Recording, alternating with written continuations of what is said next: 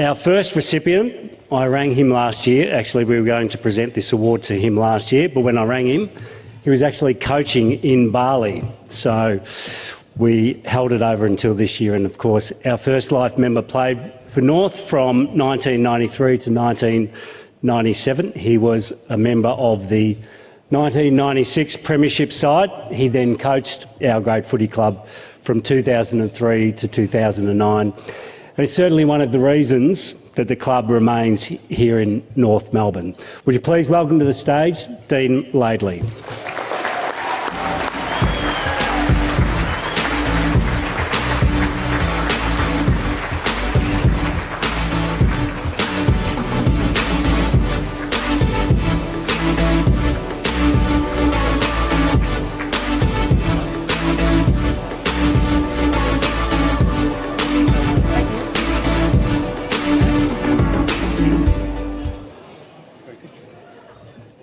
Our next recipient, and it's an honour to present this man with life membership. He was drafted with pick 5 in 2009. He's gone on to play 209 games for the club, and he's rated amongst the best midfielders in the competition. The 2014 Syd Barker medalist and 2019 All-Australian squad honours. Please put your hands together for Ben Cunnington as he joins us on the stage.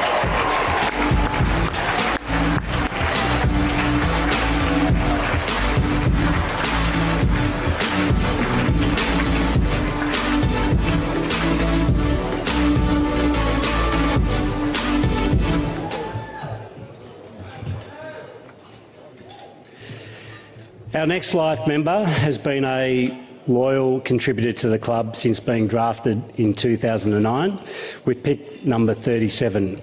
He's a member of our leadership group since 2015. He's worked tirelessly both on and off the field and epitomises the Shinboner spirit. He's a great example to our young players, and it's with great pleasure to award Jamie McMillan life membership.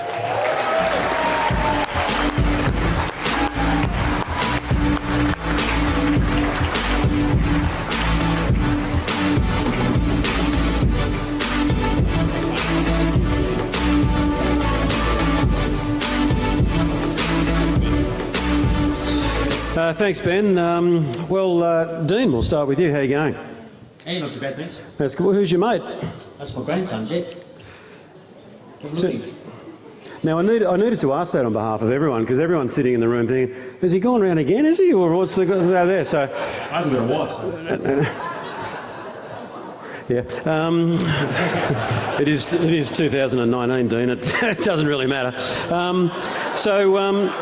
Is this your only grandson? Or my only grandson, my eldest daughter, Brooke, and Dad, Justin. Well done. Okay. Now, a North Melbourne supporter? Uh-oh. Justin. Oh, no. Who? Who do you vote for? Who does he barrack for? Collingwood. I tried. I've done everything. I will continue to try. Jeez, all right. Well, you got plenty of time to work on him. You got plenty. Once you put some of those old VHSs in the machine, I'm sure you can convert him. You were part of a golden era of the North Melbourne Footy Club. It seems so long ago now, doesn't it? I mean, you certainly weren't a grandfather, but you look back on that with obvious fondness. Yeah, we do. Come across from Perth, November '92, young family. My eldest was 6. Brooke, the mother of this one, and Kane, he was 1. It was a really interesting first couple of our first day in Melbourne. We had a car accident, and the baby seat the Kane was sitting in split in half. Jeez. And we nearly lost him. Our first game against was it Adelaide? What are you doing?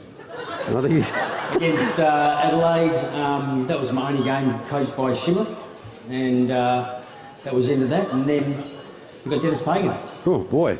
I'll tell you what, well, it's fair to say that your time at North Melbourne has been somewhat turbulent, because you were also involved. You are a Collingwood supporter, aren't you?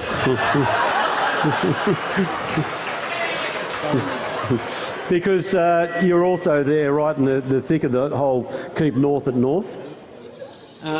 Keep north-south? Yeah, I suppose the coaching part of it was probably the toughest 7 years of my life. It took its toll physically and mentally, and it probably took me. Still in the show, long to take it. Off we go.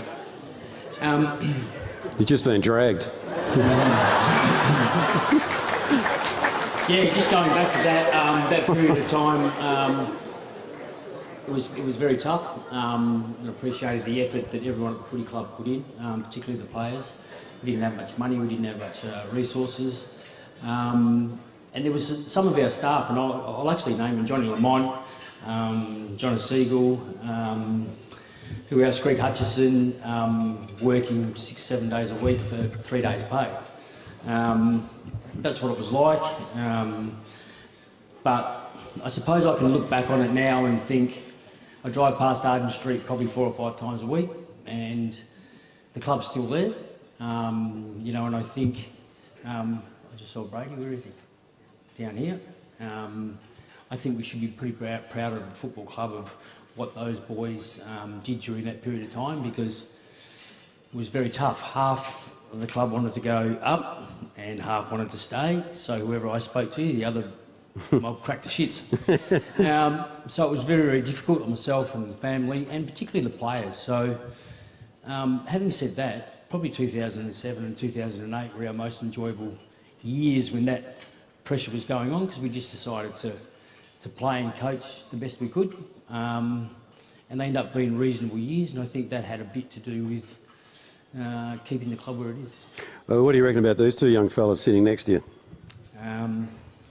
Been pretty good players over a fair period of time. This bloke next to me looks like, how many you won? 2? 3? 1? Well, he might be winning another one the way you're going. So it's just really good that, and again, to see the young boys come through. Some of them aren't so young now. I think there's still 4 or 5 that perhaps we drafted. Robbie Tarrant, yeah, Rob. Scotty Thompson, Sammy Wright, Toddy Goldstein, I think I saw earlier tonight. Perhaps 1 or 2 more. Of course, the skipper. Can't forget him. And so, you know, those guys have been around for a while now, and the baton was passed to them by the likes of Brady and Simo and Boomer and that sort of stuff. So, and what I've seen of Reece, and, you know, you only have to look at his breeding. He's a Shaw for a start. Been coached by Malthouse, Roos and Longmire. So he's got pretty good breeding, and I'm sure if he endears himself to the footy club, like it looks like he is, the footy club will embrace him. Well, is that your one bit of advice to him, or what's your actual bit of advice to him? If you could pass on one bit of advice, besides not bringing your grandson up on stage again. Yeah, that's right. A bit of advice, don't sweat the small stuff, just get on with it, spend as much time as you can with your players. That was one of the things that I learned, and I think Donald McDonald, when he took over the footy manager, allowed me to do that probably from late 2006 for the last few years, and I was probably able to coach my best and get the best out of the boys during that period of time. Great stuff, Dean. Great to see you back. You say you drive past 4 or 5 times a week, so don't be a stranger. Call in. Good to see you. Ben, you'll be pleased to know that we've taken up most of the time on this segment there, because we know that you love public speaking and you love being interviewed. So, Dean, do you want to pass the microphone over, please, mate? Ben, obviously a huge thrill for you. I mean, in a season where there's been so many, this one here to have a life membership medallion around your neck. Yeah, it is exciting, and especially I was speaking to my family early in the week. When I was a little kid, before I even got drafted, all I wanted to do was to play AFL and just to play one game. So to be up here with this medallion and life member to my name is an honour. Something I probably won't take in tonight because I'm a bit nervous, but tomorrow and going forward, I'll definitely be proud of. All right, just one more. I think it was round 13. You notched up the double ton. Did you allow yourself to sort of enjoy that moment? Yeah, I did. Unfortunately or fortunately, I was interstate, but I still got to have all my family come down, which meant a lot because they've been there from the start. So they've seen the whole journey, and then to celebrate it together with 200 AFL games was it was memorable. Terrific stuff. Well done, Ben. Great to have you inducted as a life member. Did you want a few more, Ben? I can keep going. No, we'll leave it at that. Jamie, you let him off the hook there. You've tasted final success, prelim final, and I guess you sort of can hark back to that and sort of think to yourself, I want to experience that again. Yeah, I mean, if I look back on my 10 years there, obviously the biggest games you're playing, and they're the ones that you remember the most. And I think back to the Essendon final in 2014, the Richmond one in 2015, and then they're the ones you win that stick in my mind. We unfortunately lost the preliminary finals, but yeah, I mean, going forward, every year, at the start of every year, you're playing to play in finals, and they're the games you want to play because essentially the more finals you're playing, the closer you are to grand final, so where we obviously want to get to.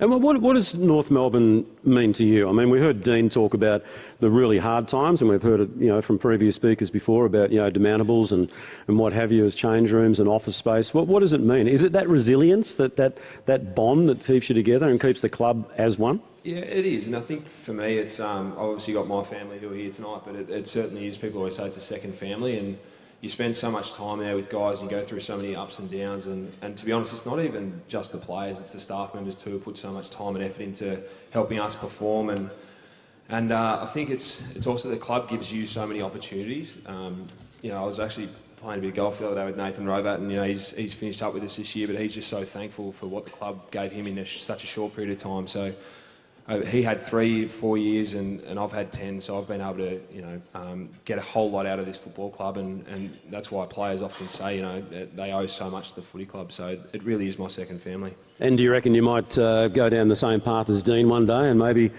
dabble in coaching? Dean's saying don't do it, but at the minute I'd say no. Look, I really enjoy playing footy, obviously, and I enjoy leading people and leading the guys and playing with the guys, but coaching seems a touch too stressful for me. All right, fair enough. Would you please congratulate the 3 life members of the North Melbourne Footy Club, the great Dean Laidley, the great Ben Cunnington, and the equally great Jamie McMillan.